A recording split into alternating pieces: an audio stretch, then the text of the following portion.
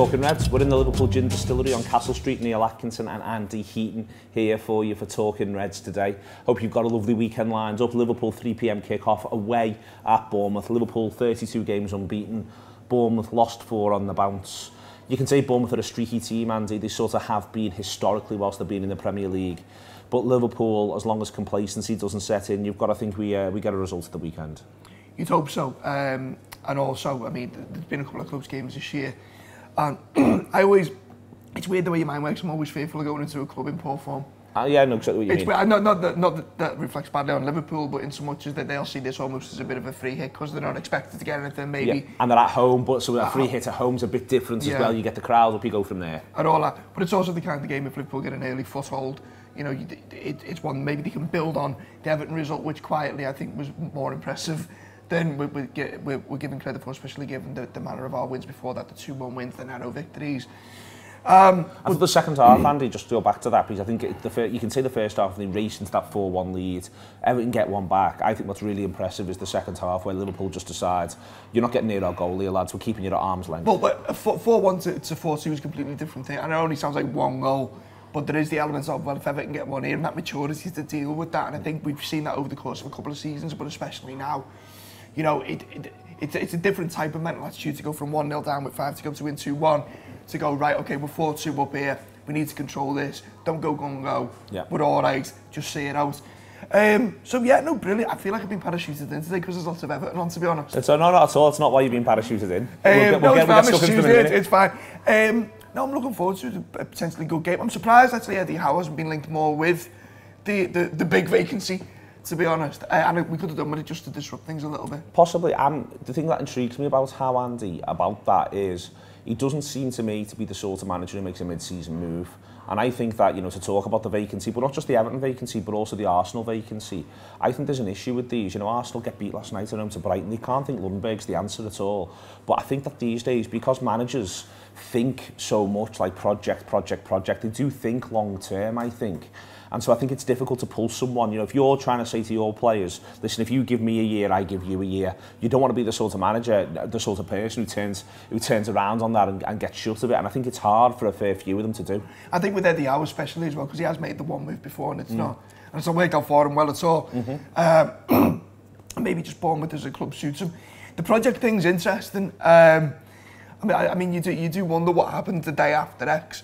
See, I mean, for all the criticism that Spurs got, how they managed the Mourinho situation, whether Mourinho's the right man or not, you've got to be impressed with how efficiently they just dealt with it. Right, he's gone, here's your man, this is how we're going to do it. But it doesn't matter to me, that's the really strange thing about both Everton and Arsenal at the minute, without just slaughtering Everton, because we'll get onto that. But there's inertia, it's the inertia. Yeah, it is. It's the fact that it doesn't seem like you've thought it through. You've decided you've got to come to this decision, but you haven't worked out what the next move is, and you've got loads of time to plan the next move. It wasn't as though did they ever really think Silva was going to get, you know, 3-4 points from Leicester and Liverpool? Or did he genuinely believe they're at risk of relegation and not having a manager is going to improve that situation?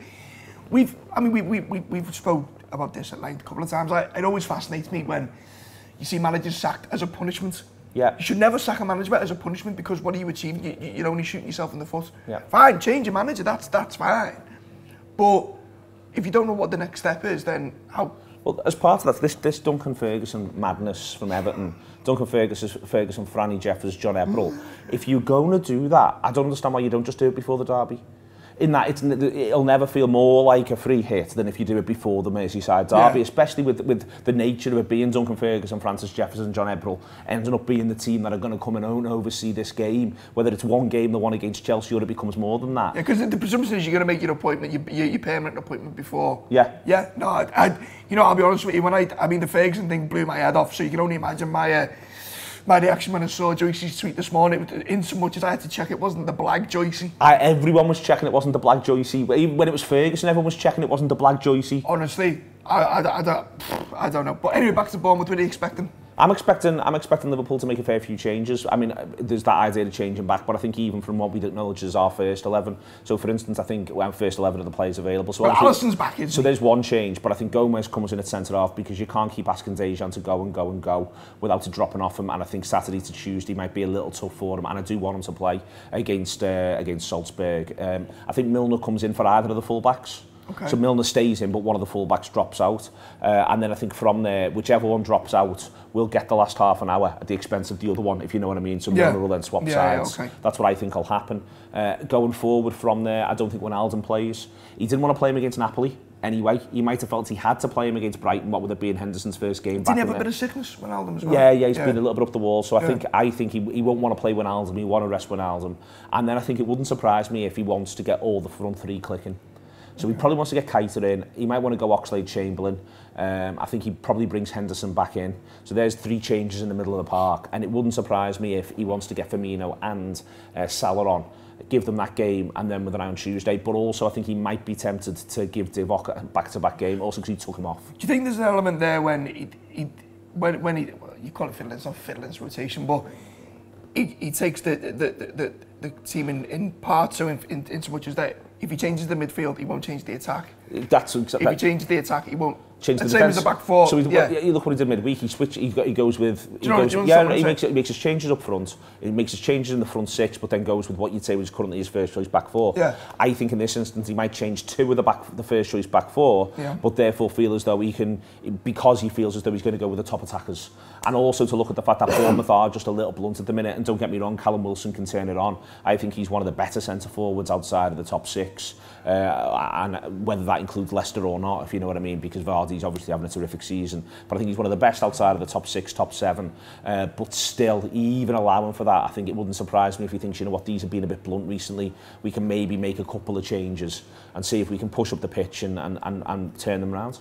Yeah, no, I agree. I mean, it just goes back to what you were saying at the top of the show about the run that it's not just the games they've lost, but it's who they've lost to as well. You think, you know, and there's I mean, to be fair, 3 of them have been away, but even the home game they lost was Wolves. And I know it's Espirito Santo was a good manager and one thing and the other, but yeah, you'd expect Liverpool to get a positive result. On squad news, contract stuff.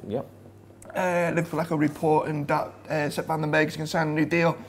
Looking into that, the Times also said Keanu Hoover is going to sign a new deal. It turns out they're not, but they aren't new deals per se, but actually they are deals that they are obliged to sign because it's been signed on youth forms. Ah, right, okay. So then you get your pro contract. It is a new deal, and it'll probably be for 4 years, but you probably knew that was the case before when you signed the youth contract papers. Yeah. I mean, you'd imagine that and say, right, if you come in, these are the terms we're going to offer you, these are the minimum terms. When you reject state, we'll sign you on these terms.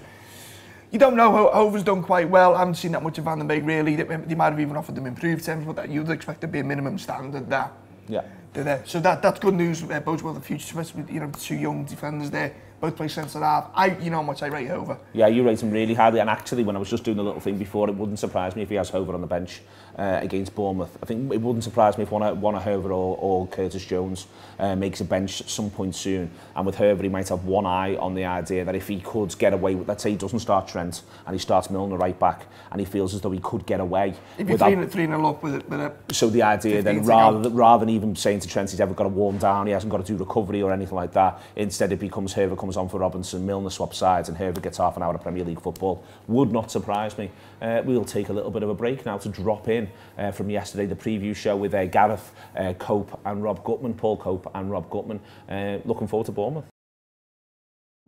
Bournemouth now are one of those teams where I think, yeah, actually, they're just like a very light version of Liverpool, and they'll try and play us, and therefore we should beat them, because any team that tries to do what we do against us, we're just better than them, basically. And all the other stuff just factors into it, doesn't it? Look, I'm sure everyone's seen it by now, but like the Jack Grealish snippet of his interview during the week, did you see it? No, where no. He's basically just getting interviewed about something else, and he says, well, Joe, everyone in this league's capable of being beaten, and then just pauses and goes, except Liverpool, obviously. Does he? Yeah, and laughs. Yeah. But you can see how much we're in everyone's heads. Like, that's obviously, he must talk about that with his mates, mustn't he? And that's going on in WhatsApp groups around the football world.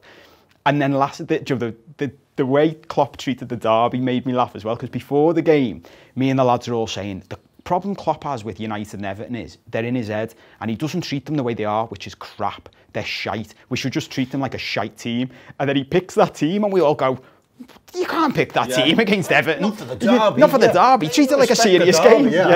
But the outcome of all that, and Klopp mentioned post-match that like he rolled the dice a bit there. Like he was the one who put himself under pressure.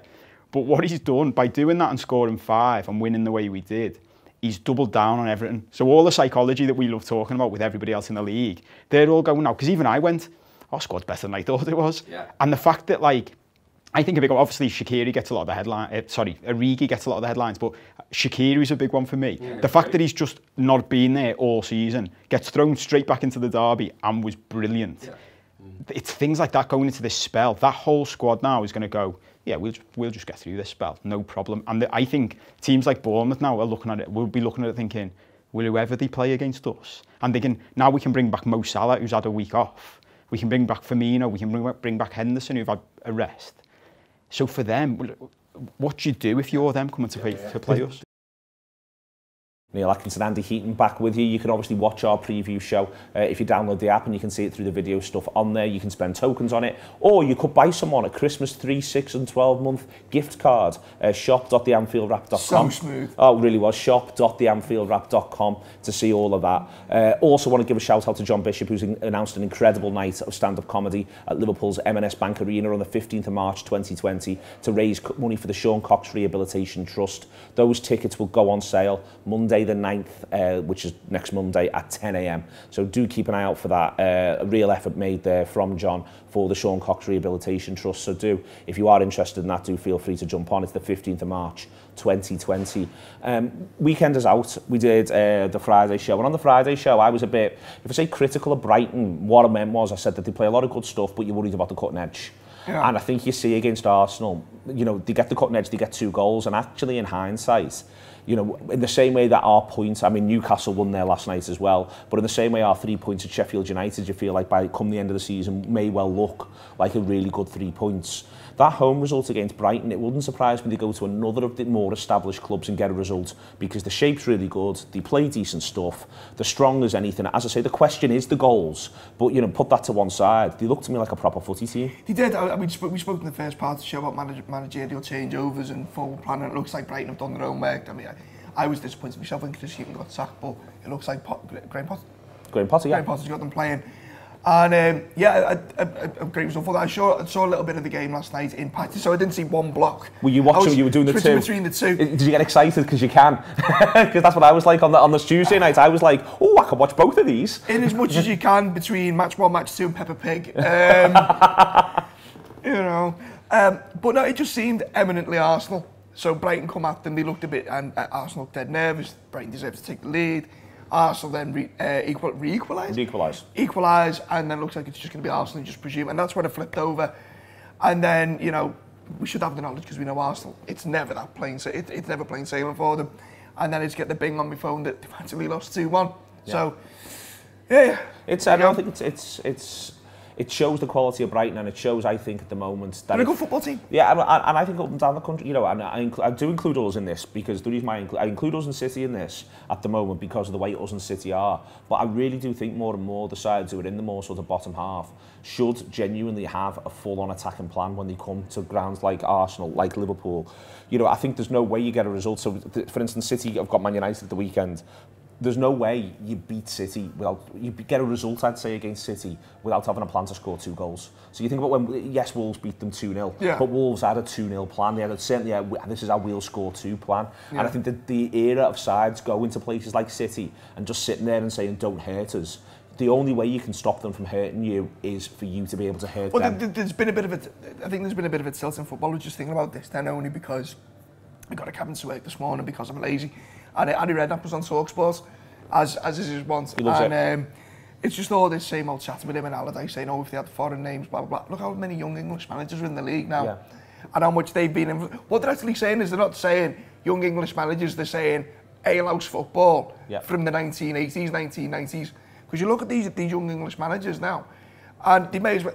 You can just see in Allardyce size, they may as well have foreign names because of the way they actually do things. Yeah, no, I agree. I think it's a really interesting little thing, and I think having a go is the way home. I really do, and I think Bournemouth will. But they can't score if they haven't got the ball. Exactly. Exactly that. And also, if you're in, if you're Brighton and you're in Arsenal's half, yeah, they can counter attack on you. Don't get me wrong, but you've got them 60, 70 yards away from your goal. That is a better place to be than you just sat in blocks 30 yards away from the goal and just hoping for the best. I think it's a really interesting thing, and I think it's something to keep an eye on for the rest of the season if these sides can continue it. But I do think it is the best thing that they could be looking to do. Prediction for Bournemouth?